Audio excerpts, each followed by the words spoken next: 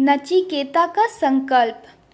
कठोपनिषद में नचिकेता की कथा बेहद रोचक है।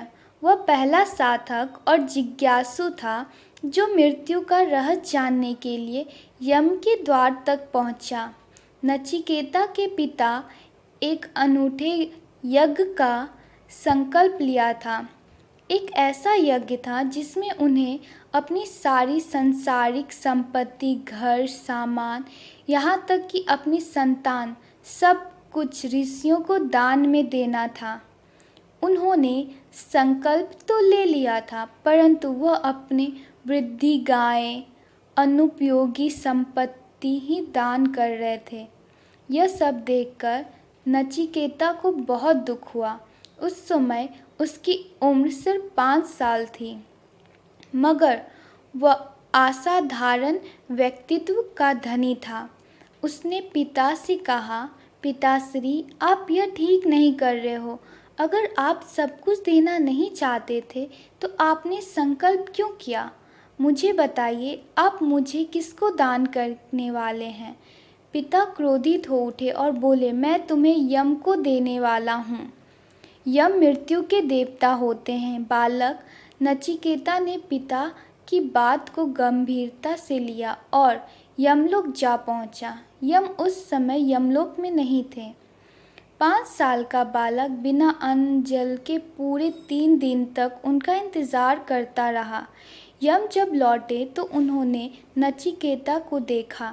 यम ने पूछा, तुम्हें क्या चाहिए? मैं तुम्हें 3 वरदान देता हूँ, बताओ क्या चाहते हो?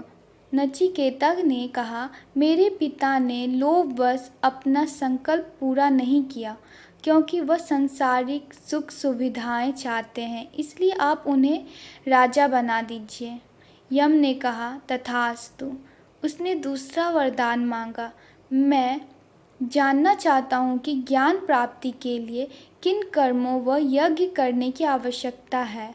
यम ने नचिकेता को बताया कि उससे क्या करना चाहिए। फिर तीसरे वरदान में नचिकेता ने यम से पूछा, मृत्यु का रहस्य क्या है?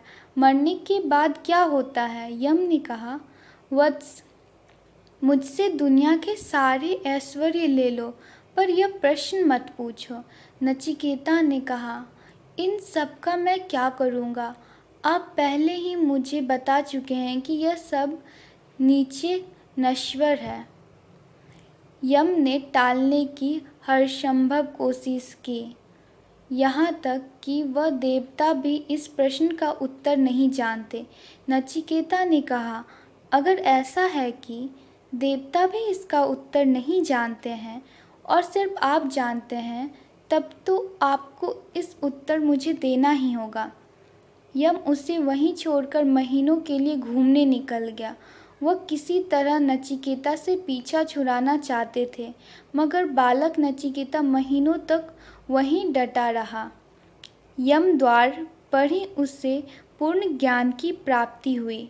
अगर हम चाह ले तो कुछ भी पा सकते हैं, बस दृढ़ संकल्प होना चाहिए। संकल्प वह बीज है जिससे वट वृक्ष बना जा सकता है।